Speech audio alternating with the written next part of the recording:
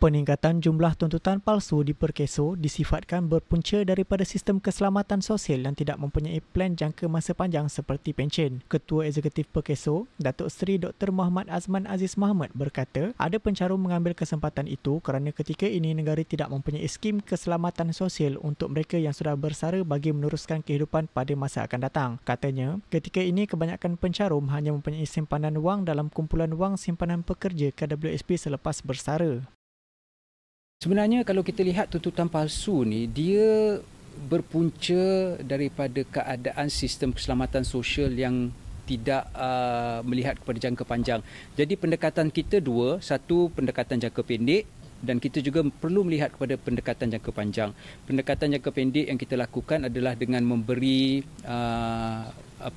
to educate pencarum-pencarum bahawa mereka jika benar-benar layak, mereka boleh membuat tuntutan, tetapi jangan menggunakan maklumat, laporan palsu dan juga jangan menggunakan situasi-situasi yang mengelirukan jemaah doktor dan sebagainya, kerana ini adalah duit pencarum, duit keseluruhan pekerja mencarum di dalam satu tabungan.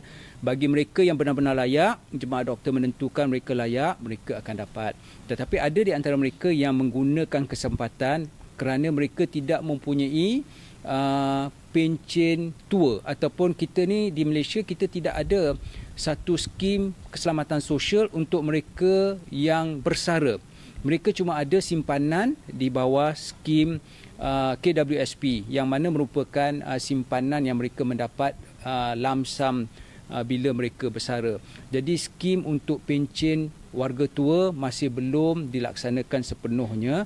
Jadi atas dasar itu, kalau kita melihat pendekatan jangka panjang, kita perlu melihat kepada bagaimana kita dapat mengadakan pencen warga tua, yang mana pencen ilat Perkeso ni bukan dijadikan sandaran sebagai safety net untuk mereka selepas bersara.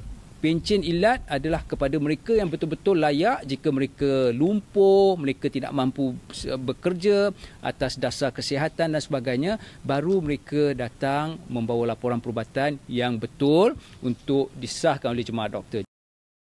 Beliau berkata demikian ketika ditemui semasa melakukan lawatan korporat ke Sirip Mentas Bandar Utama pada Selasa. Yang turut hadir ialah Pengerusi Kumpulan Media Prima Datuk Seri Dr. Syed Hussein Syed Al-Junaid, Ketua Pegawai Pengerusi Media Prima Omnia Datuk Muhammad Effendi Umar dan Pengarang Urusan Kumpulan The New Straits Times Press, merangkap Pengarang Kumpulan Berita Harian Datuk Ahmad Zaini Kamaruzaman. Tujuan lawatan Perkeso adalah untuk meningkatkan jalinan kerjasama bersama media dalam menyampaikan maklumat kepada pencarum mengenai faedah dan tuntutan yang disediakan.